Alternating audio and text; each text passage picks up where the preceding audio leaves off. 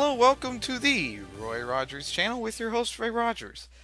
Anyway, today we're gonna go ahead and get a perspective of the general gameplay because some people have asked me for that. And with me here is a player that likes playing both. Well, actually, he actually is in a world of shiny trading, in a world of breeding, and in a world of competitive play. With me now is GymLeaderGreen. Would you like to say hello to our audience? Hey, how's everybody doing? Yeah. So let's go ahead and get started. And first section, I want to go up with the competitive play because some of my channel has been dominated by competitive play. What tier do you specialize in? I play OU. I've dabbled a little bit in UU. I don't know too much about it. I haven't played NU at all. All right. So what's your favorite OU Pokemon? Like, what? I would probably have to say Gengar just because of the versatility. I mean, I have 5 different ones with 5 different sets, and I know a couple of people who run a couple of things that I don't have yet.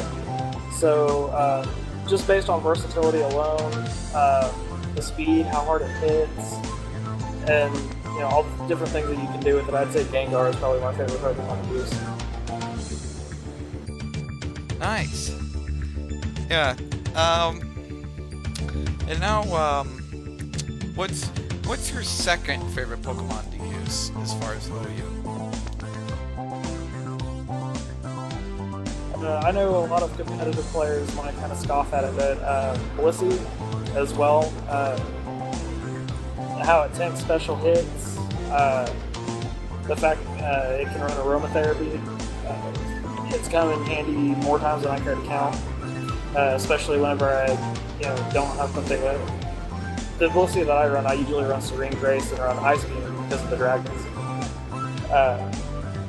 So without Natural Cure, aromatherapy comes in handy a lot, and the fact that it also cures the status problems of all your party members during the battle.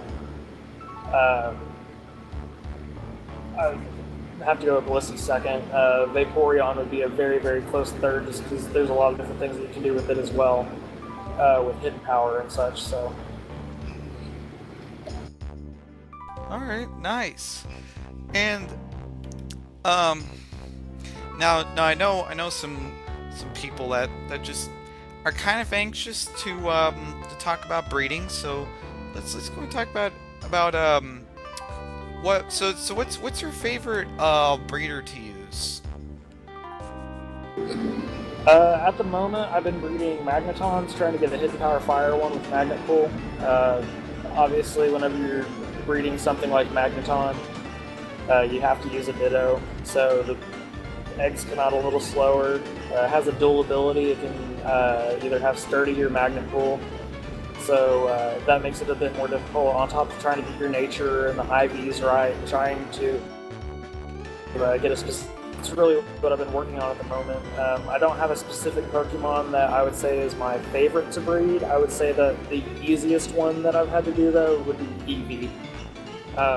There's a lot of good breeders out there for it.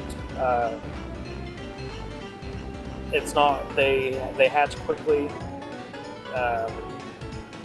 I've never had any problems as far as getting an Eevee that I want whenever I was breeding them. So I would say that I don't really prefer any.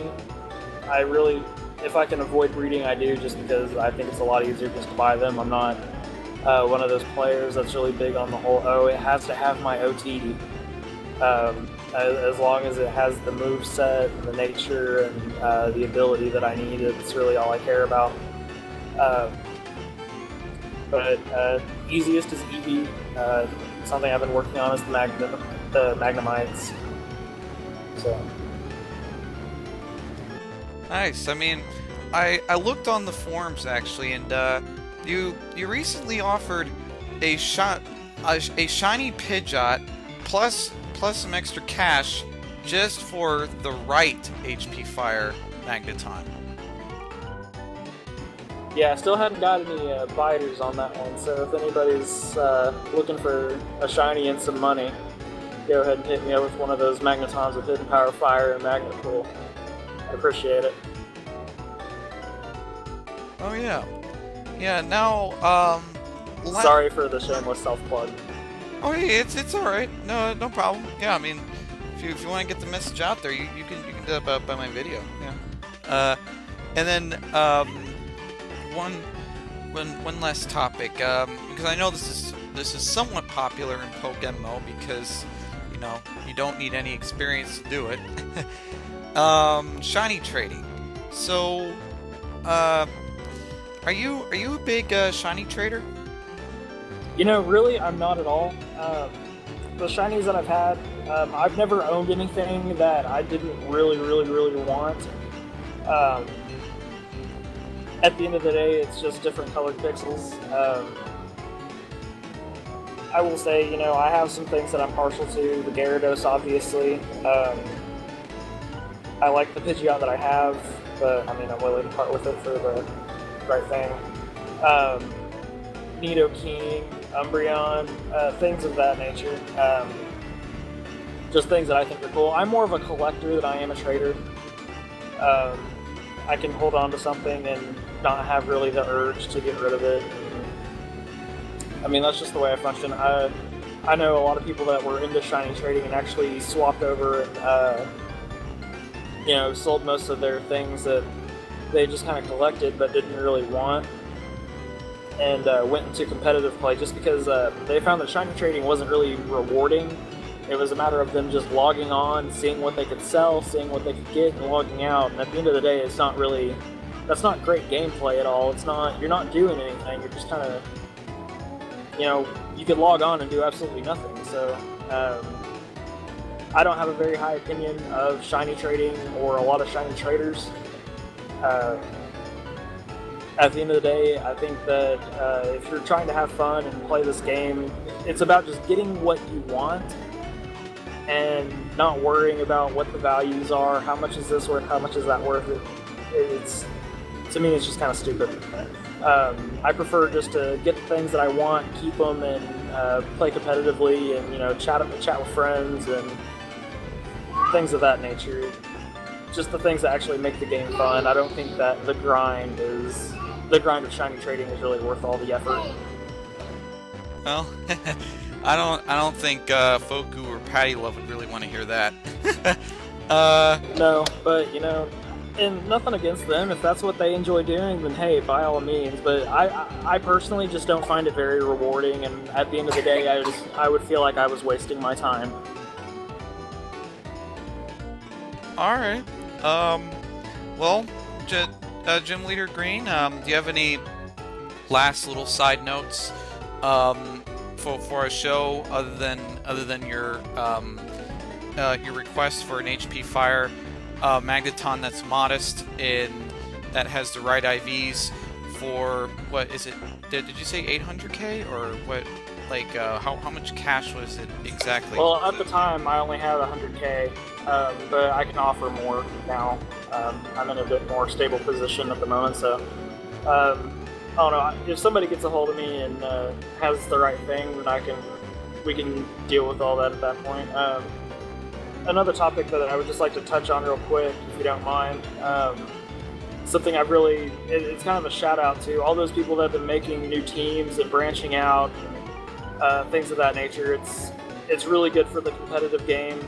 I know for some people it's been kind of weird as far as, you know, you got friends on all these other teams and all that, but it's really good to see people branching out, starting their own teams. I've seen like maybe 3 or 4 new competitive teams come up in the past month. That's going to be awesome come team tournament time. So shout out to those guys. Cope, OGN, I think, is the one that Archinix started. Obey's coming up. Just teams like that, people that have been branching out and getting out of that comfort zone of, you know, the Lyle, Pokeaura, Cloud9, mega teams that have been around for the past, you know, 4 or 5 months or so. So good on them. I look forward to seeing them in competition, and good luck.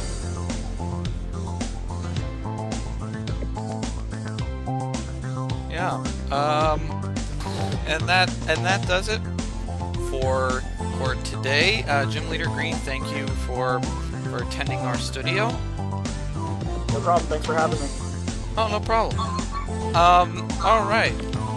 This is the Roy Rogers channel coming in. Don't forget to comment and subscribe to my channel. Like or dislike the content that you see here. And this is the Roy Rogers channel. Signing off.